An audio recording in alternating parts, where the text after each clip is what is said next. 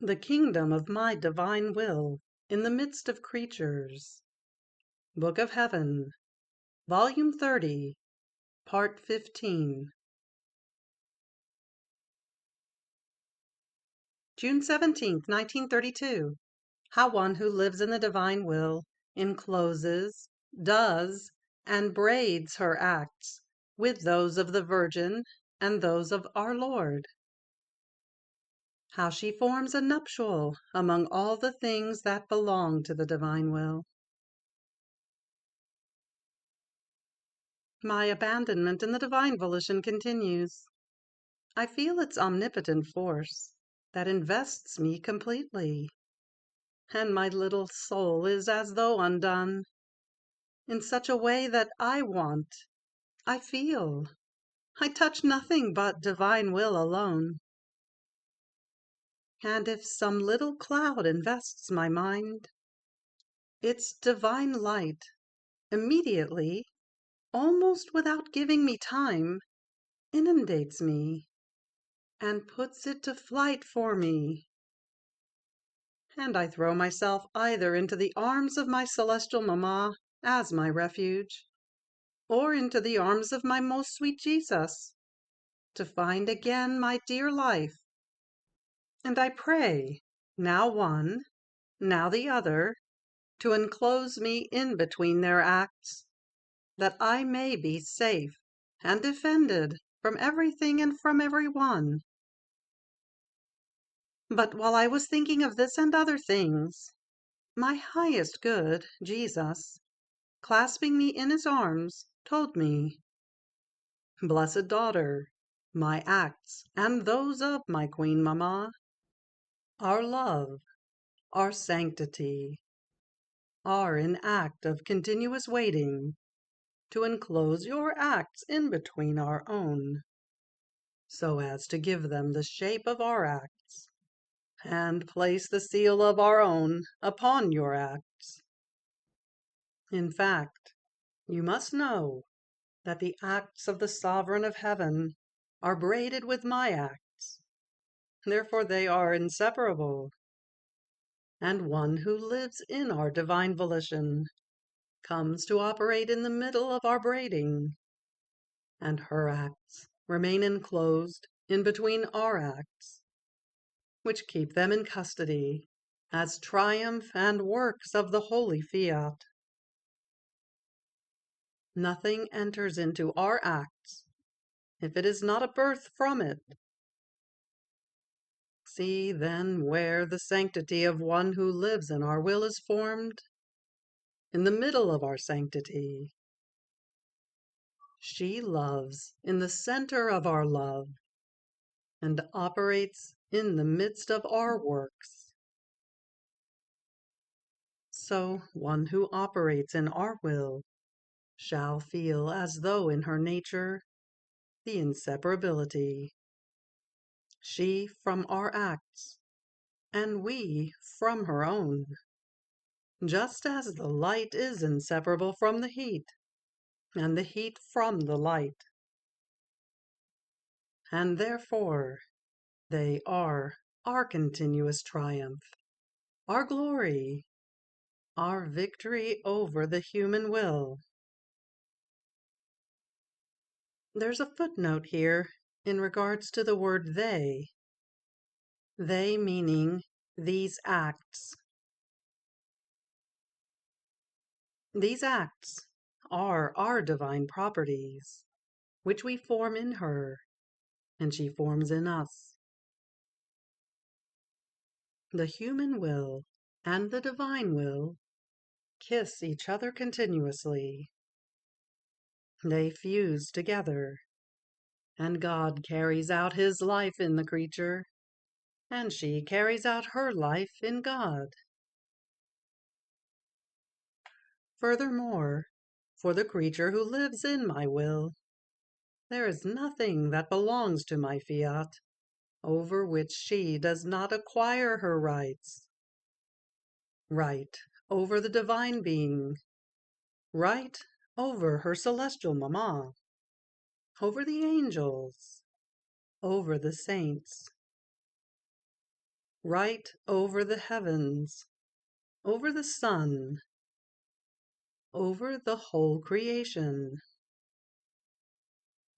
And God, the Virgin, and everyone acquire the right over her. It happens as when two young spouses unite themselves together with an indissoluble bond, such that, on both sides, they acquire the right over their very persons, and over everything that belongs to both, a right which no one can take away from them. The same for one who lives in our will. She forms the new, true, real marriage with the Supreme Being, and with it, a nuptial is formed with everything that belongs to him. Oh, how beautiful it is to see this creature espoused to all, the dear, the favorite, the beloved of all. And with right, everyone wants her. They yearn to enjoy her, and to keep her together with them. And she loves all, gives to all the right over her, and gives herself to all. It is the new and extensive family of her Creator that she has acquired. Oh, if it could be seen from the earth, they would see that God carries her in his arms. The sovereign queen nourishes her with the choice food of the divine volition. The angels and saints form their cortege around her. The heavens extend over her to cover her and protect her. And woe to those who touch her. The sun fixes on her with its light and kisses her with its heat. The wind caresses her. There is not one thing created by us which does not offer itself to perform its office around her. My will moves everything around her, so that everyone and everything may serve her and love her.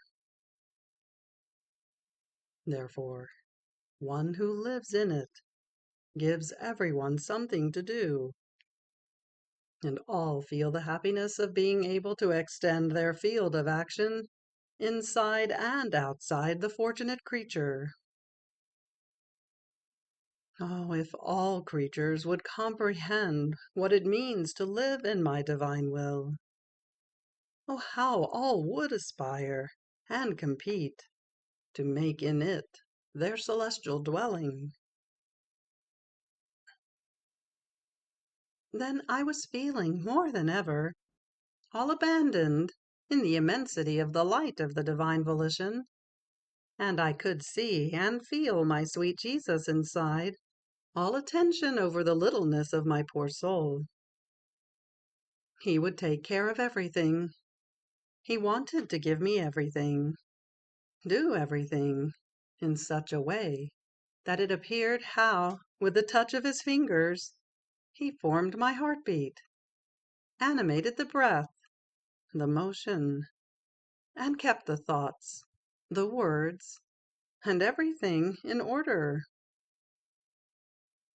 but with such love and tenderness as to be enrapturing. And blessed Jesus, seeing me surprised, told me, "My little daughter, do not be surprised at my many attentions and loving tendernesses that I do inside and outside of you. You must know that in the soul in whom my divine will reigns, I serve myself. Therefore, for the decorum of my divinity and sanctity, I lend my own acts as if they were for my own life. And so I place the intensity of my love, the order of my thoughts, the sanctity of my works, and in seeing the docility of the creature, offering herself like a daughter to receive the offices of her father, his loving tendernesses, the life of the father in his daughter. Oh, how happy and honored I feel to serve her! More so, since I serve myself in my daughter. And when one serves oneself, it is not servitude, but it is honor, glory. It is to know how to preserve oneself in the dignity, in the sanctity, in the order of one's own state, without descending down below. Servitude begins when one serves other people, but to serve oneself is to maintain the height of one's state. Besides, there, where my divine will reigns, it is my interest that everything the creature does be acts worthy of it, and that they be a birth from my own acts. Otherwise, it would be unseemly to my divine will, as well as to the human acts. Therefore, I offer myself to do everything, so as to serve my own will. In addition to this, while I continued my abandonment in the arms of Jesus, he added, "Blessed daughter, my humanity so loved the human family that I carried it, and still carry it, inside my heart, and clasped in my arms. And each pain, work, prayer that I did, were new bonds of union between me and them. So the whole of my being, and everything I did, ran and ran like a mighty torrent toward each creature, and melting into love, it constituted itself bond of union, of love, of sanctity, of defense, which, forming arcane voices of penetrating, passionate, delirious love, said to each one of them, 'I love you, my children. I love you very much, and I want to be loved.' My humanity reordered and established the true union between Creator and creature, and bound them all among themselves, like members united to the head. And I myself constituted myself head of the whole human family. Therefore, virtue possesses of its own the binding force to bind oneself to God. Not only this, but to bind oneself to the creatures, in such a way that for one who exercises patience, her patience is bound then to all those who have patience, and disposes others to have patience. In the same way, those who are obedient, humble, charitable, form the different categories in my church. What to tell you, then, of the most extensive bonds that one who does and lives in my divine will forms? Since she is present both in heaven and on earth, she establishes her bonds everywhere. With her acts, she binds heaven and earth, and calls everyone to live of divine will. Fiat. June 26, 1932.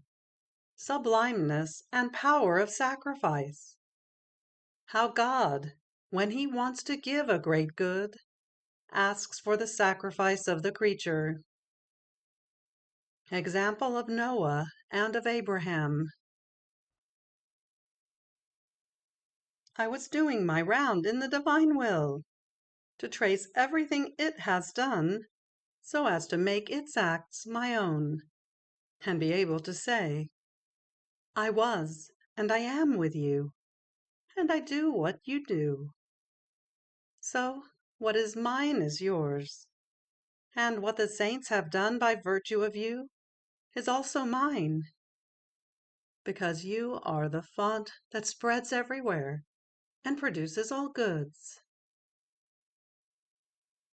And while I was going around, I reached that point of the history of the world when God asked of Noah the sacrifice of building the ark. And I offered that sacrifice as if it were my own, to ask for the kingdom of the divine will upon earth. But while I was doing this, blessed Jesus, making me pause at that point of history, told me, my daughter, all the good of the history of the world is founded upon the sacrifice that is wanted of creatures by my supreme will. And the greater the sacrifice that we ask of her, the more good we enclose in it. And we ask for these great sacrifices, when, because of their sins, they deserve that the world be destroyed, making the new life of creatures come out from within the sacrifice, in place of the destruction. Now, you must know that at that point of the history of the world, creatures deserve to exist no more. All should have perished. Noah, by accepting our mandate, and by exposing himself to the great sacrifice, and for so many years of building the ark, bought back the world and all the future generations. As he went on sacrificing himself for so prolixious a time of hardships, of toils, of sweat, so did he pull out the coins, not of gold or silver, but of his whole being, in act of following our will. In this way, he put in enough coins to be able to buy back what was about to be destroyed. So, if the world still exists, they owe it to Noah, who with his sacrifices, and by doing our will the way we wanted him to do it, saved man and everything that was to serve man. A prolixious sacrifice wanted by God says great things. Universal good, sweet chain that binds God and men.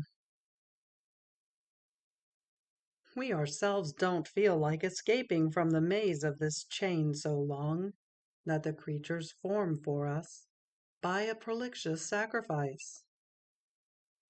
On the contrary, it is so sweet and dear to us that we let ourselves be bound by her, as she herself best pleases. Now, by his prolixious sacrifice, Noah bought back the continuation of the human generations. After another length of time of the history of the world, Abraham came, and our will commanded him to sacrifice his own son. This was a hard sacrifice for a poor father. It can be said that God put the man to the test, and demanded a proof that was inhuman and almost impossible to execute. But God has the right to ask whatever he wants, and any sacrifice he wants. Poor Abraham! He was put in such constraints that his heart bled. and he felt death within himself, the fatal blow that he was to strike over his only son.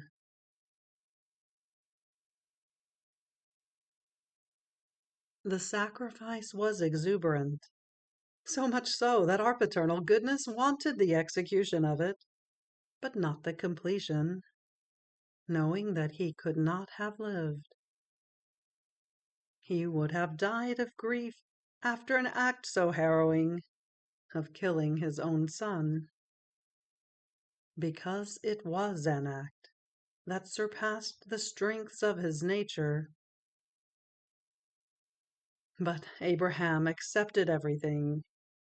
He was heedless of everything, either of his son or of his very self, while feeling consumed with sorrow in his own son. If our will, just as it commanded it, had not prevented the fatal act, even though he would have died together with his beloved son, he would still have accomplished the sacrifice wanted by us. Now, the sacrifice wanted by us was great, exuberant, and unique in the history of the world. Well then, this very sacrifice elevated him so high that he was constituted by us head and father of the human generations. And by the sacrifice of sacrificing his son, he poured out coins of blood and of intense sorrow to buy back the future Messiah for the Jewish people and for all. In fact, after the sacrifice of Abraham, we made ourselves heard often in the midst of creatures, which we would not do before. The sacrifice had the virtue of drawing us closer to them, and we formed the prophets up to the time when the longed-for Messiah came. Now, after another most extensive length of time, wanting to give the kingdom of our will, we wanted the sacrifice on which to set it, such that, while the earth is flooded by sins and deserves to be destroyed, the sacrifice of the creature buys it back for us. And with her sacrifice, and in her sacrifice, she calls back the divine will to reign, and makes the new life of my will be reborn in the world in the midst of creatures.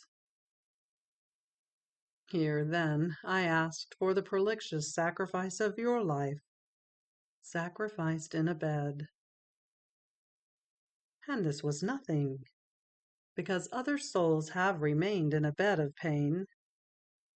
But it was the new cross, which I have not asked of and given to any one, that was to form your daily martyrdom. And you know what it is, since many times you have lamented to me about it. Daughter, when I want to give a great good, a new good to creatures, I give new crosses, and I want a new and unique sacrifice, a cross for which the human can give itself no reason. But there is my divine reason, which man is obliged to not investigate, but to lower his forehead and adore it. And besides, this was about the kingdom of my will, and my love had to invent and want new crosses and sacrifices never before received, to be able to find pretexts, the prop, the strength, sufficient coins, and an extremely long chain to let itself be bound by the creature. and a sure sign when we want to give a great and universal good in the world is to ask of a creature a great sacrifice and prolixity in it. These are the assurances and certainties of the good that we want to give.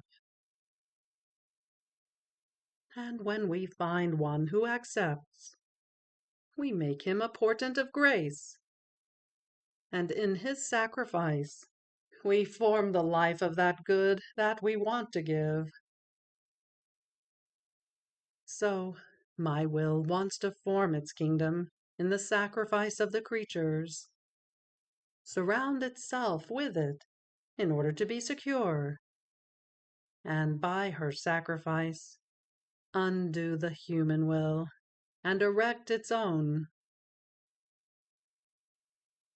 There is a footnote here about the word her, and by her sacrifice meaning of the creature. By the creature's sacrifice, undo the human will and erect its own.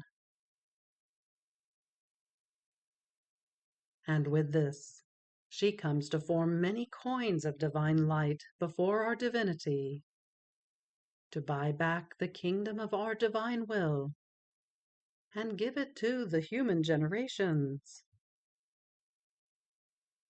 Therefore, do not be surprised at your long sacrifice, or by that which we have disposed and do in you. It was necessary to our will. Nor should you be concerned because you do not see and hear in others the effects of your sacrifice. It is necessary that with your sacrifice you make the deed of purchase with our divinity. And once you have settled with God, the purchase is assured. In due time, with certainty, the kingdom of the divine will shall have life, because the purchase of it was made by the sacrifice of one who belongs to the human family. Fiat. You have reached the end of the Book of Heaven, Volume 30, Part 15. Fiat.